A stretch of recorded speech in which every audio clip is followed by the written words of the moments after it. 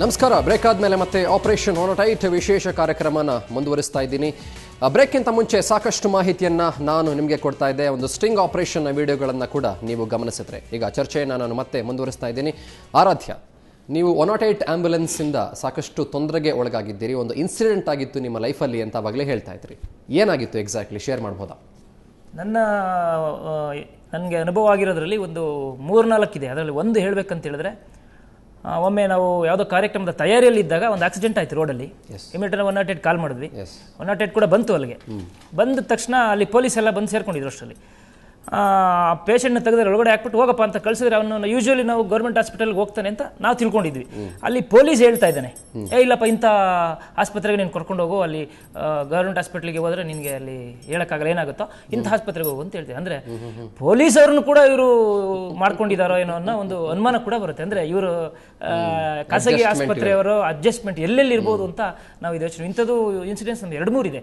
ಇನ್ನೊಂದು ಇನ್ಸಿಡೆನ್ಸ್ ಹೇಳ್ಬೇಕಂದ್ರೆ, ನಮ್ಮ ಕಾರ್ಯಕರ್ತ ಒಬ್ಬ ಆಕ್ಸಿಡೆಂಟ್ ಆದ, ನಾವು ತಗೊಂಡೋಗಿ ಗೌರ್ಮೆಂಟ್ ಹಾಸ್ಪಿಟಲ್ಗೆ ಹಾಕಿದ್ವಿ. ಅಲ್ಲಿ ಇಮಿಡಿಯೇಟ್ ಆಗಿ ಅಲ್ಲಿ ಡಾಕ್ಟರ್ ಹೇಳ್ತಿದ್ದಾರೆ, ಪಕ್ಕದಲ್ಲಿ ನಿಂತಿದೆ 108. ಫೋನ್ ನಾವು ಆಂಬುಲೆನ್ಸ್ ಕರೆಸಿ ಫೋನ್ ಮಾಡ್ತೀನಿ ಅಂತಾರೆ. ಮತ್ತೆ ಇಲ್ಲ ಎಲ್ಲೋ ಇದೆ ಅಂತಾರೆ. ಪಕ್ಕದಲ್ಲಿ ಹಣ ಇದೆ ಅಂತ ನಮ್ಮ ಹುಡುಗರು ಬಂದು ಹೇಳ್ತಿದ್ದಾರೆ. ನಾನು ಆಗ ಡ್ರೈವರ್ ಮಾತಾಡ್ಸಿ, ಸರ್ ನಾವು ಬರೋಕ್ಕಾಗಲ್ಲ, ಅಲ್ಲಿಂದ ಆರ್ಡರ್ ಬರ್ಬೇಕಂತಾರೆ.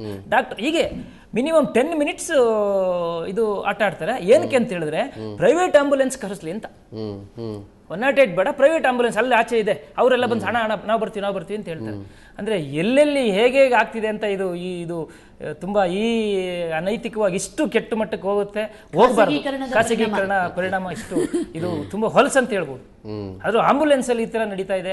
ಸರ್ಕಾರಿ ಆಸ್ಪತ್ರೆಗಳಲ್ಲಿ ಅಲ್ಲದೆ ಪ್ರೈವೇಟ್ ಹಾಸ್ಪಿಟ್ಲ್ಗಳಲ್ಲಿ ವೈದ್ಯೋ ನಾರಾಯಣರೇ ಅಂತಾರೆ. ವೈದ್ಯೋ ನಾರಾಯಣರಿನೋ ಅಥವಾ ವೈದ್ಯೋ ಯಮೋಹರಿ, ನಮ್ಗೆ ಅರ್ಥ ಆಗ್ತಾ ಇಲ್ಲ ಇದು.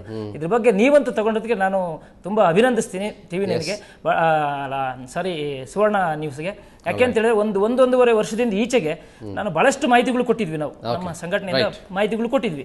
ಆ ಮಾಹಿತಿಯನ್ನ ನೀವು ಗೌರವಿಸಿ ನೀವು ಇದನ್ನ ತಗೊಂಡಿರೋದನ್ನ ನೋಡಿದ್ರೆ ನಿಮ್ಗೆ ನಾವು ಕೃತಜ್ಞತೆ ಹೇಳ್ತೀವಿ. ಇದರಿಂದನಾದ್ರೂ ಬಡವರಿಗೆ ಬಗ್ಗರಿಗೆ ಆಗ್ತಿರೋ ಅನ್ಯಾಯ ತಡಿಲಿ ಅಂತೇಳಿ ನಾನು ಆಶಿಸ್ತೀನಿ. ಆಂಬುಲೆನ್ಸ್ ಒಂದ್ ಕಡೆ ಆದ್ರೆ ಈಗಿನ ಕಾಲ ಹೇಗಾಗಿದೆ ಅಂತಂದ್ರೆ, 100 ರೂಪಾಯಿ ಕೊಟ್ಟಿಲ್ಲ ಅಂದ್ರೆ ಹೆಣ ಕೂಡ ಎತ್ತಲ್ಲ ಆಸ್ಪತ್ರೆಯಿಂದ. ಆ ರೀತಿ ಕಾಲ ಆಗ್ತಿದೆ. ಜಗದೀಶ್ ಪಾಟೀಲ್ ಅವರೇ, ಒಂದು ವಿಷಯ ನಾನು ನಿಮ್ಮನ್ನ ಕೇಳಲೇಬೇಕಾಗತ್ತೆ ಇಲ್ಲಿ. ಯಾಕಂತಂದ್ರೆ ಈ 108ಗೆ ಯೂಶಲಿ ಫೋನ್ ಮಾಡೋರು, ಯೂಶಲಿ ಒಂದು ಸ್ಟ್ಯಾಟಿಸ್ಟಿಕ್ಸ್ ಪ್ರಕಾರ ನಾನು ಹೇಳೋದಾದ್ರೆ, ಸಾಮಾನ್ಯವಾಗಿ ತುಂಬಾ ಬಡ ಜನರು ಫೋನ್ ಮಾಡೋದು. ಯಾಕಂತಂದ್ರೆ ಅಲ್ಲಿ ಫ್ರೀಯಾಗಿ ಸಿಗುತ್ತೆ, ಅವರಿಗೆ ಅಫೋರ್ಡ್ ಮಾಡೋಕ್ಕೆ ಸಾಧ್ಯ ಆಗೋದಿಲ್ಲ ಅನ್ನೋ ಒಂದು ಮಾತು.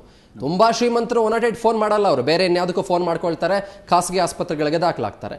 ಅಲ್ಲಿ ಇಷ್ಟು ಚೆಲ್ಲಾಟ ಆಗ್ತಿದೆ ಪ್ರಾಣದ ಜೊತೆಗೆ ಅಂತಂದ್ರೆ ಯಾರು ಜವಾಬ್ದಾರ ಆಗ್ತಾರೆ ಇದಕ್ಕೆ ಸರ್? ನಾವು ಪ್ರತಿನಿತ್ಯ ಕರ್ನಾಟಕ ರಾಜ್ಯಾದ್ಯಂತ 1600ರಿಂದ 1800 ಎಮರ್ಜೆನ್ಸಿ ಸರ್ವ್ ಮಾಡ್ತೀವಿ. ನಾವು ಸ್ಟ್ಯಾಂಡಿಂಗ್ ಇನ್ಸ್ಟ್ರಕ್ಷನ್ ಏನು ಕೊಟ್ಟಿದ್ದೀವಿ, ಯಾವುದೇ ಒಂದು ಅನ್ಕಾನ್ಶಿಯಸ್ ಪೇಷಂಟ್ ಇದ್ರೆ ಅವ್ರನ್ನು ಸ್ಟ್ರೈಟ್ ಆಗಿ ಕರ್ಕೊಂಡು ಹೋಗಿ ಗೌರ್ಮೆಂಟ್ ಹಾಸ್ಪಿಟಲ್ ಬಿಡಬೇಕು ಅಂತ. ಈಗ ಕಾನ್ಶಿಯಸ್ ಇರೋ ಪೇಷಂಟ್ ಆಗಿದ್ರೆ ಅಥವಾ ಅವರೊಟ್ಟಿಗೆ ಒಂದು ಅಟೆಂಡರ್ ಇದ್ರೆ ಅವರನ್ನು ಅವ್ರು ಕೇಳಿದ ಆಸ್ಪತ್ರೆಗೆ, ನಿಯರೆಸ್ಟ್ ಆಸ್ಪತ್ರೆಗೆ ತಗೊಂಡೋಗಿ ಬಿಡಿ ಅಂತ ಒಂದು ಸ್ಟ್ಯಾಂಡಿಂಗ್ ಇನ್ಸ್ಟ್ರಕ್ಷನ್ ಇದೆ ಅವರಿಗೆ. ಅದೇ ಪ್ರಕಾರದಲ್ಲಿ ನಾವು ಪ್ರತಿಯೊಂದು ಪ್ರೈವೇಟ್ ಹಾಸ್ಪಿಟಲ್ ಏನು ಅಡ್ಮಿಷನ್ ಆಗುತ್ತೆ ಪ್ರತಿನಿತ್ಯ, ಅದು ನಮ್ಮಲ್ಲಿ ರೆಕಾರ್ಡ್ಸ್ ಆಗ್ತವೆ. ಅದನ್ನು ನಾವು daily next day morning monitor ಮಾಡ್ತೀವಿ. ಅದನ್ನು ಮಾನಿಟರ್ ಮಾಡಿಬಿಟ್ಟು ಕೆಲವು ನಂಬರ್ಗಳಿಗೆ ನಾವು ಕಾಲ್ ಮಾಡಿಬಿಟ್ಟು ಅವ ಕಾಲರ್ಸ್ಗೂ ಕೇಳ್ತೀವಿ, ನೀವೇ ಹೇಳಿರೋದಾ ಅಥವಾ ನಮ್ಮವ್ರು ಕರ್ಕೊಂಡು ಹೋದ್ರಾ ಅಂತ ಇದು ನಾವು ಮಾಡ್ತಾ ಇದ್ದೀವಿ ಪ್ರತಿನಿತ್ಯ. ಈಗ ನೀವು ಹೇಳಿದಾಗೆ ಎಲ್ಲ ಕೇಸ್ಗಳು ಆ ಥರ ಆಗ್ತಾ ಇಲ್ಲ. ಕೆಲವೊಂದು ಕೇಸು, 1-2 ಕೇಸ್ಗಳು ಆಗಬಹುದು. 75ರಿಂದ ಸಾಧಾರಣ 80% ಕೇಸುಗಳು, ನಮ್ಮ ಪ್ರತಿದಿನ ಕೇಸುಗಳು ಗೌರ್ಮೆಂಟ್ ಹಾಸ್ಪಿಟಲ್ಗೆ ಹೋಗ್ತಾ ಇದ್ದಾವೆ. 10-15%. ಆಯ್ತು. ಒಂದೇ ಒಂದು ವಿಷಯ, ನೀವೀಗ ಒಂದು ಪಾಯಿಂಟ್ ರೈಸ್ ಮಾಡಿದ್ರಿ, ಪ್ರತಿಯೊಂದು ಕೇಸು ಆತರ ಆಗ್ತಾ ಇಲ್ಲ, 1-2 ಕೇಸ್ ಆತರ ಆಗ್ತಾ ಇರ್ಬೋದು ಅಂತ. ಅಂದ್ರೆ 1-2 ಜನರ ಪ್ರಾಣ ಇಂಪಾರ್ಟೆಂಟ್ ಅಲ್ವಾ? ಅಲ್ಲ, ಅದಕ್ಕಾಗಿ ನಾವು ಏನ್ ಮಾಡಿದೆ, 108ರಲ್ಲಿ ಅವರಿಗೆ ಕಾಲರಿಗೆ ಕಾಲ್ ಮಾಡಿಬಿಟ್ಟು ಅವರ ಕಂಪ್ಲೇಂಟ್ಸ್ ಅನ್ನು ಲಾಡ್ಜ್ ಮಾಡಬೇಕು ಅಂತ ಹೇಳಿದ್ದೇವೆ.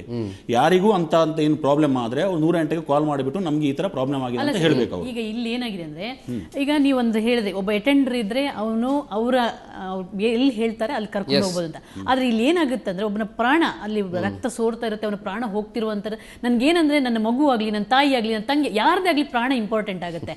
ಅವಾಗ ಏನಾಗುತ್ತೆ, ಆ ಒಂದು ಟೆನ್ಷನ್ ಅಲ್ಲಿ ನಾನು ನನ್ನ ಅದು ಎಲ್ಲಾದ್ರೂ ಆಗ್ಲಿ ಒಮ್ಮೆ ರಕ್ಷಿಸಬೇಕು ಅಂತ. ಅದೇ ಸಂದರ್ಭದಲ್ಲಿ ಇವ್ರೇನ್ ಹೇಳ್ತಾರೆ, ನೀವು ಸರ್ಕಾರಿ ಆಸ್ಪತ್ರೆಗೆ ಹೋದ್ರೆ ನಿಮ್ಗೆ ಹೆಡ್ ಇಂಜುರಿಗೆ ಅಲ್ಲಿ ಯಾರು ಇರಲ್ಲ, ಇಂಥ ಆಸ್ಪತ್ರೆಗೆ ಹೋದ್ರೆ ಆಗಲ್ಲ ಅನ್ನುವಂತ ಒಂದು ಬ್ರೈನ್ ವಾಶ್ ಎಲ್ಲ ಆಗೋದ್ರಿಂದಾಗಿ, ಆಯ್ತಪ್ಪ ನೀನು ಎಲ್ಲಿ ಕರ್ಕೊಂಡು ಹೋಗ್ತೀನಿ, ನನ್ನ ಮಗುನ ಪ್ರಾಣ ಉಳಿಸ್ಬೇಕು, ನೀನು ಎಲ್ಲಿ ಕರ್ಕೊಂಡು ಹೋಗ್ತೀಯ ಅಲ್ಲಿ ಕರ್ಕೊಂಡು ಹೋಗು ಅನ್ನುವಂಥ ಇಂಥ ಬ್ರೈನ್ ವಾಶ್ ಕೂಡ ನಡೀತಾ ಇರುತ್ತೆ.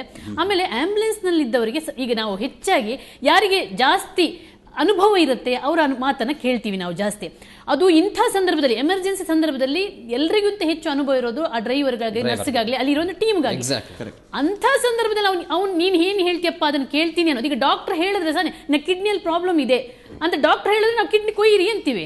ಹಾಗಾಗಿ ನೀನೆಲ್ಲಿ ಕರ್ಕೊಂಡು ಹೋಗ್ತೀಯ, ನೀನು ನೋಡಪ್ಪ ನೀನು ಹೇಳು ಅಂತ ಹೇಳಿದಾಗ ಇವ್ರು ಅಲ್ಲಿಗೆ ಕರ್ಕೊಂಡು ಹೋದ್ರೆ ಅಲ್ವಾ ಸರ್? ಈಗ ಆಗ್ತಿರೋದಂಗೆ ನಾವು ತಗೊಂಡಿದ್ದು ತುಮಕೂರು ಒಂದು ಜಿಲ್ಲೆಯ ಒಂದಿಷ್ಟು ಜನರು, ಅದರಲ್ಲಿ 90% ಇಂತ ಕಮಿಷನ್ ದಂಧೆ ಮಾಡ್ತಾರಂದ್ರೆ ಏನ್ ಸರ್ ಇದು ಅರ್ಥ ಏನು? 75% ಏನು ಕೇಸಸ್ ಇದೆ ಅದು ಗೌರ್ಮೆಂಟ್ ಹಾಸ್ಪಿಟಲ್ಗೆ ಹೋಗ್ತಾ ಇದ್ದಾವೆ. ಉಳಿದ ಒಂದು 15% ಕೇಸ್ಗಳು ಟ್ರಸ್ಟ್ ಹಾಸ್ಪಿಟಲ್ ಮತ್ತು ಮೆಡಿಕಲ್ ಕಾಲೇಜ್ ಹಾಸ್ಪಿಟಲ್ಗೂ ಹೋಗ್ತಾ ಇದ್ದಾವೆ. ಓಕೆ, ಕೆಲವೊಂದು 7-10% ಕೇಸ್ಗಳು ಪ್ರೈವೇಟ್ ಹಾಸ್ಪಿಟಲ್ಗೆ ಹೋಗ್ತಾ ಇದ್ದಾವೆ. ಅದು ಪೇಷಂಟ್ಸ್ ಅವರು ಅಟೆಂಡರ್ಸ್ ಕೇಳಿದ್ದಾಗಿರ್ಬೋದು ಅಥವಾ ಏನಾಗಿದೆ ಇದು. ಅದಕ್ಕಾಗಿ ನಾವು ಏನು ಮಾಡಿದ್ದೇವೆ, ಅವ್ರಿಗೆ ಕಾಲರ್ಸ್ ಅಂಥದ್ದು ಏನಾದರೂ ಕನ್ಸರ್ನ್ಸ್ ಇದ್ರೆ ಅವ್ರು ನಮ್ಗೆ ಕಾಲ್ ಮಾಡಿಬಿಟ್ಟು ಹೇಳಬೇಕು. ಯಾಕಂದ್ರೆ 517 ಲೊಕೇಶನ್ಸ್ ಅಲ್ಲಿ ಇದ್ದಾರೆ. ನಾವಿಲ್ಲಿ ಬ್ಯಾಂಗ್ಳೂರಲ್ಲಿ ಕೂತು ಅವ್ರಿಗೆ ಕೇಸ್ ಅಸೈನ್ಸ್ ಮಾಡ್ತಾ ಇದ್ದೇವೆ. ಅಂತ ಪ್ರಾಬ್ಲಮ್ಸ್ ಇದ್ರೆ ಅವ್ರು ನಮ್ಗೆ ಕಾಲ್ ಮಾಡಬೇಕು. ಹೋದ್ಮೇಲೆ ಕಾಲ್ ಮಾಡಬೇಕಾ, ಇರೋಕ್ಕಿಂತ ಮುಂಚೆನೇ ಕಾಲ್ ಮಾಡಬೇಕಾ ಸರ್? ಯಾವ ಟೈಮಲ್ಲೂ ಕಾಲ್ ಮಾಡ್ಬೋದು, ಅವರು 108 ಕಾಲ್ ಮಾಡಬಹುದು. ರೈಟ್, ಮತ್ತೆ ಮಾತಾಡ್ತೀನಿ ಸರ್. ಓಕೆ ವೀಕ್ಷಕರೇ, ಗಮನಿಸ್ತಾ ಇದ್ದೀರಿ, ಸಾಕಷ್ಟು ವಿಚಾರಗಳ ಬಗ್ಗೆ ಇಲ್ಲಿ ಚರ್ಚೆ ಆಗ್ತಾ ಇದೆ. ಆದರೆ ಇಲ್ಲಿ ನಮಗೆ ಸ್ಪಷ್ಟವಾಗಿ ಕಾಣಿಸ್ತಾ ಇದೆ, ಸ್ಟ್ರಿಂಗ್ ಆಪರೇಷನ್ ಅಲ್ಲಿ ವಿಜಯಲಕ್ಷ್ಮಿ ಅವರು ಈ ಸಾರಥ್ಯವನ್ನ ಏನು ವಹಿಸಿದ್ರು, ಆ ಸ್ಟ್ರಿಂಗ್ ಆಪರೇಷನ್ ಅನ್ನ ನೀವು ನೋಡಿದ್ರೆ ಎಷ್ಟರ ಮಟ್ಟಿಗೆ ಧನದಾಹಿಗಳಾಗಿದ್ದಾರೆ ಅಂತ. ಆದರೆ ಅಫ್ಕೋರ್ಸ್ ಅಧಿಕಾರಿಗಳು ಹೇಳ್ತಾರೆ ಇಲ್ಲ, ಸಾಕಷ್ಟು ಕೇಸಸ್ಗಳು ಸರ್ಕಾರಿ ಆಸ್ಪತ್ರೆಗೆ ಹೋಗ್ತಿವೆ ಅಂತ. ಸತ್ಯ ಏನು ಅದು ಚೆನ್ನಾಗಿ ಗೊತ್ತಿದೆ. ಒಂದು ಪುಟ್ಟ ಬ್ರೇಕ್ ಆದ್ಮೇಲೆ ಚರ್ಚೆಯನ್ನು ಮುಂದುವರಿಸ್ತೇನೆ.